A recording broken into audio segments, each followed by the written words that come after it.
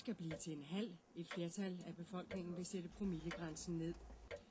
De danske SAS-stewardesser bliver på jorden i dag. De fortsætter strejken. Godmorgen, her er Radio Lossen.